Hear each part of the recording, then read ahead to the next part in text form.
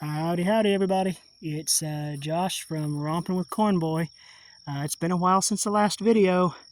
I've been running around like a decapitated chicken trying to make sense of this nursery. Uh, it's not panning out entirely the way I had hoped, but I'll get some good stuff out of it. But figured it was time for an update. I got a little bit of a break in the work, have a little bit of help tomorrow, so I figured now would be a good time to show you.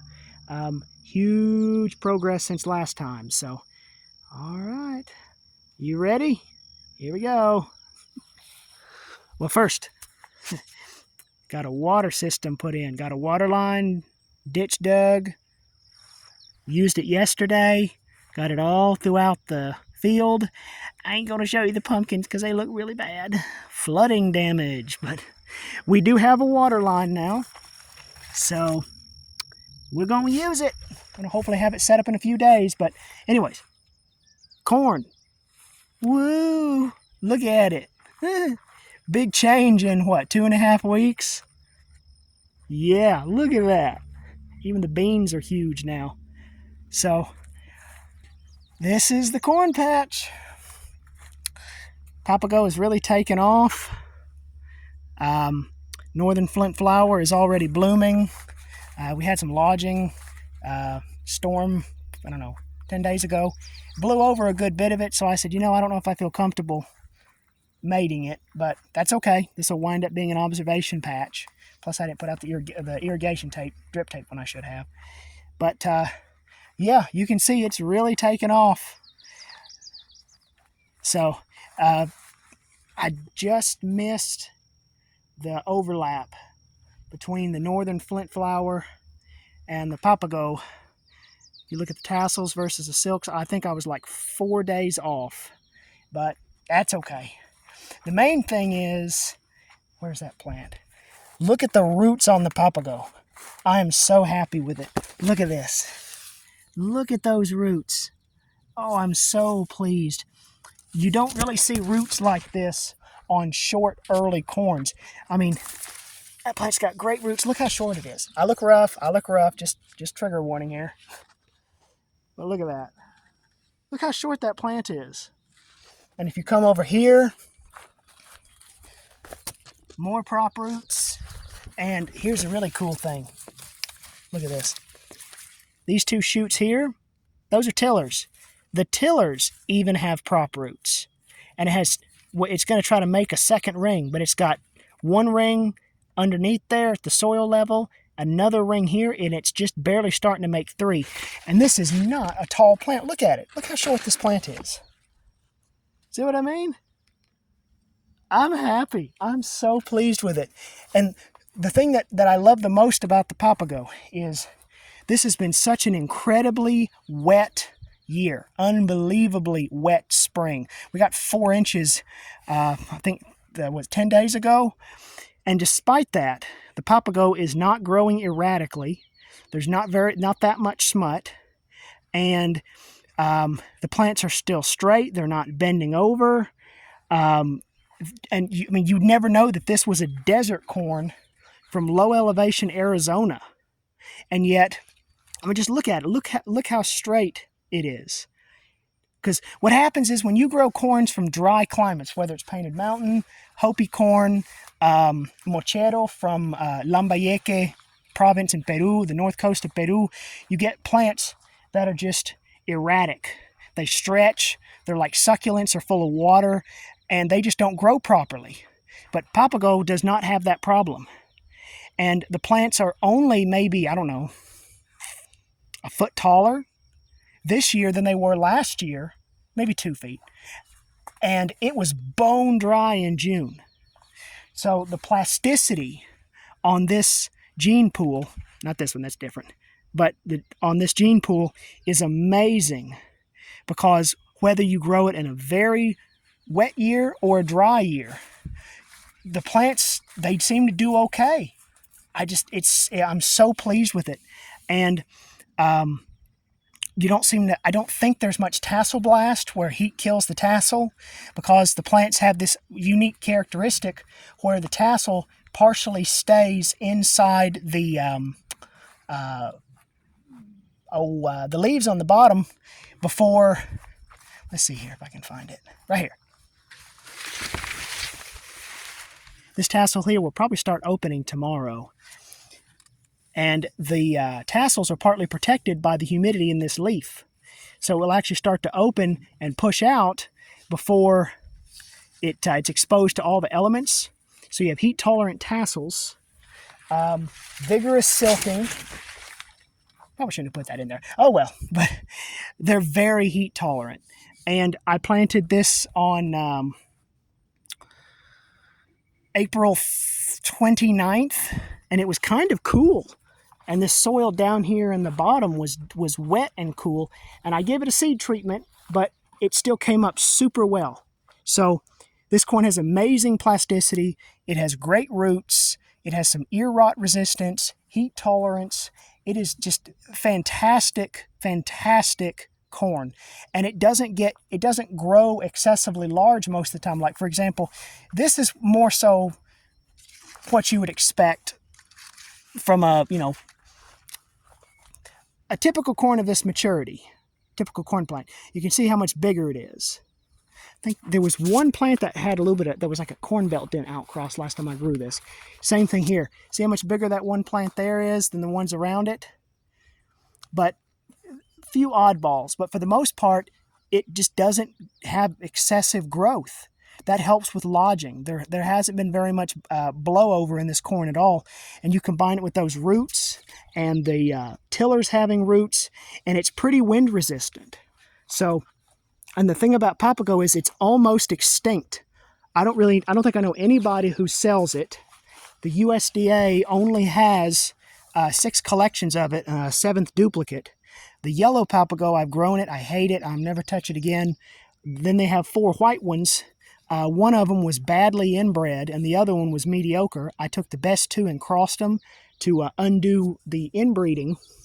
And I'm trying to offer that so that way this genetic resource can be available for people. So people out west in the low desert, I highly, highly, highly, highly recommend Papago. People in the high desert made it with Hopi corn, or what I was trying to do here, made it with northern flint flour, like Roy's Callus, Painted Mountain, Rhode Island Whitecap, and have yourself a cool weather, arid adapted crop. But it's such great corn. I'm so pleased with it. It has no immune system. It's gonna get murdered by blight here in about 2 or 3 weeks. I'm almost certain of it. For sure, when rust shows up, it's dead. That's okay. I'm not gonna grow it in perpetuity. It's not sustainable. I'm gonna try to breed it with something that's disease resistant eventually. I'm actually gonna try to eventually breed it with my Caribbean mixture and Suan 1. That will take care of the disease issue. But anyways, so Papago, love it. This year didn't pan out the way I wanted to, but at least I got to see a good observation year. And I know, hey, if I want to get everything to overlap better next year, to make crosses, give the northern flint flower an extra 4 days head start. So instead of having 1 leaf on the Papago when you plant it, let the Papago get 2 leaves. So I'm so happy with it. But woo, Papago. Okay, now here's the next one. Hope I don't make you sick. Okay, here's the Cherokee. It's really gotten big. And remember, each hill of this Cherokee, Turpeño delay, Cherokee, Turpeño, Cherokee, Turpeño, so on. Cherokee is going to be the female. Notice how bushy it is. I gave 2 big, huge handfuls of manure, rotted manure, horse manure, on both sides of the corn of the hills and then tilled it in. And there's hardly any smut at all. Matter of fact, when I talk about smut, this is what I'm talking about. There's a leaf rot phase. See it? That is smut. It does not form galls at this point. If it gets down in the tassel, it will actually cause sterility. It will actually kill the tassel when it's growing. And here is another one that has it. Turpeño is medium in its susceptibility to smut. But the Cherokee and the Turpeño didn't get any manure at all. And manure has the strong tendency to make smut explode because it makes the plants, corn plant, more succulent and tender, and smut infects the actively growing cellular tissue. So if it's an established leaf, the leaf rot phase of smut I don't think will infect it. But when you've got a succulent plant with lots of tender growth from manure and it's full of water, it makes the smut explode. But there's hardly any smut at all on the Chiriquaw. And I gave these same conditions to Zapalote Chico, Cusco, Piricinco, Painted Mountain, I think. Just a lot of different corns, and they all had, I've never seen such severe smut before. But despite those conditions, hardly any smut. And here too, once again, Turpeño, leaf rot stage of smut. So that is bad. So, and pretty much every corn gets it. When you have weather like this, you can't avoid it. I have an example of sterility. I might try to show it to you here in a little bit. But here's what I'm really happy about. Look at this. Oh, look at the roots on the Chiriquaw. Oh, yeah. I'm a happy boy. These are called bracer roots. They're also called adventitious roots because they grow into the soil and they have roots that will grow out of these finger-like appendages, whatever, and they'll go looking for water and nutrients. They also prop up the plant. The reason why a lot of your older corns had to be hilled up with soil is because they didn't make bracer roots. I have never hilled up my corn. I refuse to do it. Grow corn with strong roots, and you don't have to worry about any of that. So, yeah, I'm just so happy with those roots. And the plants will make more. Unfortunately, that is a bending Turpeño plant. But even the Turpeño has good roots most of the time. So this is a very important trait. When you want to use a corn plant for breeding, look down. Look for these roots. There's some more Chiriquaw roots. And I did plant beans in here. You can see the beans growing on the corn. Not one of my better ideas, but the beans are on there. The spacing is fine, I think, on the Turpeño by itself, but because the Chiriquaw was so big and had a head start, the beans got too shaded. The bigger issue, though, rabbit damage. They wrecked my beans. I should have known better. I should have buried the ground line on the electric fence because this is supposed to keep out the rabbits, but this is not a good spot to show you. But there's enough space for baby rabbits to get under there, and they won't touch this electrified wire.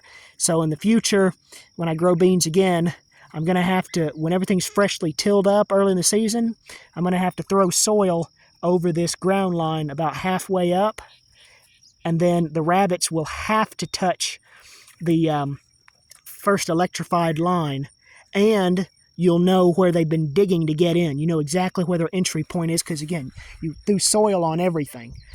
But anyways, so yeah, the beans, they ain't going to do much. So they're, oh well, I figured I'd address that elephant in the room real quick. But anyways, let's see. So, yeah, I hear red-winged blackbirds. My nemesis, rabbits and red-winged blackbirds. But let's see, Chiriquaw, it's probably going to start blooming here in about a week. So I got to catch this. I got some time reserved at work so I can come out here and hand mate this, and I got some help. Hello, Elby. I got some help out here. That'll be a tremendous resource, having some assistance. But yeah, so this is, the weeds are not perfectly controlled, but they're okay. This is what corn should look like when I kind of have a handle on things. Not too bad. So ideally, this is what all my corn would look like. But sometimes you try your best and you got to make do with what you have. On the Turpeño, I want to show you. I worked real hard on this. This Tennessee Turpeño, I've offered it through Southern Exposure before. It's a gene pool I put together over the past 4 years. So you can see really, really good looking plants. I'm so happy with it.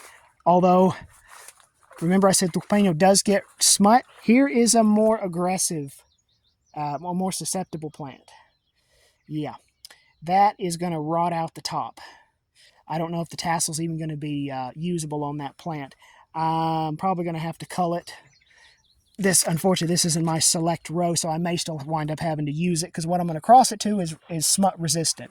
But Tucpeño plants are very vigorous.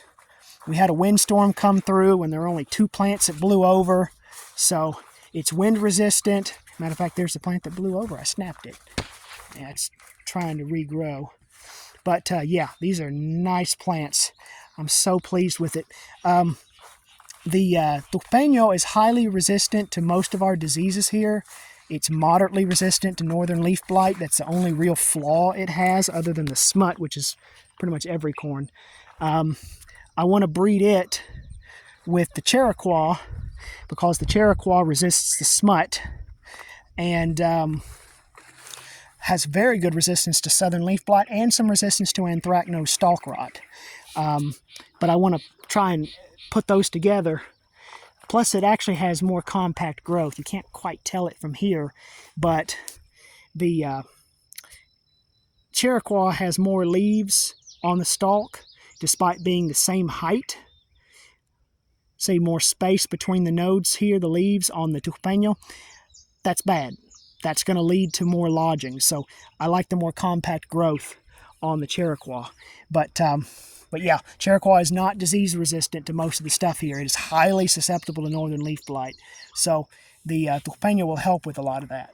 But anyways, I'll start mating this here probably in about a week. There are plenty of tassels initiated, so it's about to get crazy. Okay. This side here doesn't look good. I'll go back to the front. So yeah, more Tucpeño, yay! Most of the really productive breeds of corn in the world have Tucpeño in them either directly or through a secondary derivative. So corn belt dents, you know, the yellow dense high-yielding corn grown in the corn belt, that breed is called corn belt dent. It's the result of mixing New England flint corns, you know, the real pretty long-eared Indian corns, with southern dents, and they ultimately trace back to Tucpeño. So most of your really productive breeds of corn in the lowlands have Tucpeño in them. So it's a great workhorse. Anyways, here is every other row. Arenoso de Ocho. Look how much taller this stuff is than the Cherokee. This is what it should look like. But I'm going to show you as we go down the row, it gets smaller, or down the nursery. It gets shorter, unfortunately. But yeah, very healthy corn. Arenoso de Ocho is also pretty susceptible to northern leaf blight, but it's not too bad for southern rust. It's fairly well adapted here, if you can just keep the northern leaf blight off of it. And it is very vigorous, so it's got a lot of yield kick to it. So as I mentioned, I'm going to breed the Tucpeño onto it as a female. And, whenever you see corn that has these crinkly leaves, like wrinkled, and they're straight up, that means you've got a tassel in there. I don't think I can actually... No, it's not out enough to show it, but I can feel it. There is a tassel at the very bottom. So that means there's a tassel initiated. So depending on how many leaves the plant will have above the ear node, the plant will bloom anywhere from, I think, 10 days to 20 days, something like that. But yeah, that's Arenoso de Ocho, 100% tropical, and yet it does pretty well here. It's a winter corn traditionally in Mexico. It was grown in the winter with irrigation in Nayarit state, I believe. Oh, now look here. This is something I've been having to learn in this field. This field is so wet in the bottom. Okay, watch how the plants get shorter. Okay, we are going down in elevation, but still, look how much shorter they get. That is because of denitrification in wet soil. Probably some leaching too, but just look how much shorter the plants are. So, huge difference. And it's because this part of the field down here is so much more wet. And when you have standing water and warm soil temperatures, bacteria in the soil will turn your nitrate into, I think it's ammonia gas, and it goes into the atmosphere and you lose it. You got 3 or 4 days of temperatures in the soil temperatures in the 70s and 80s, you can lose half of your nitrogen. So that's why the plants are smaller, and also why some of the leaves down here at the end, you're actually starting to see nitrogen deficiency, even though I put out a tablespoon of nitrogen per hill, which is more than enough, but it's just been so wet. So, and you can actually see, here is the Zapalote Grande section and the Zapalote Chico. I don't know if this will show up on camera, but let's see if I can show it. There's a line right there. This in front of that line, lighter green, plants are smaller, more stunted. Behind that line, they're darker green and taller. And that is because the soil about right there, up to that point, is wet. So again, denitrification, it's a real thing. Whereas if you notice on the Zapalote Chico,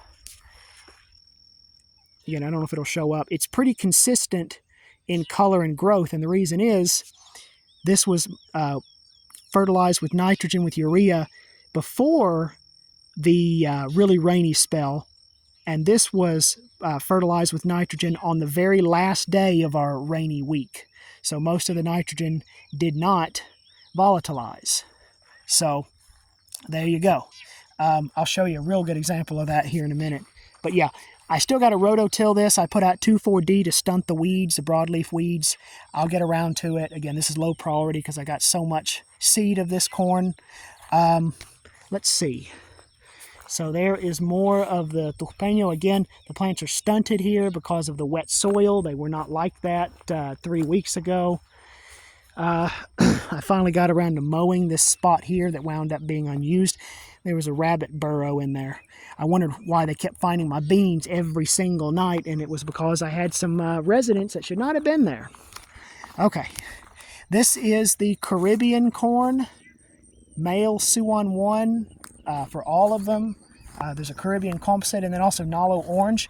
This is what I want to show about denitrification. Watch the corn get shorter. You'll tell exactly where the wet spot is. Here we go. Look at it. Look how short the plants are.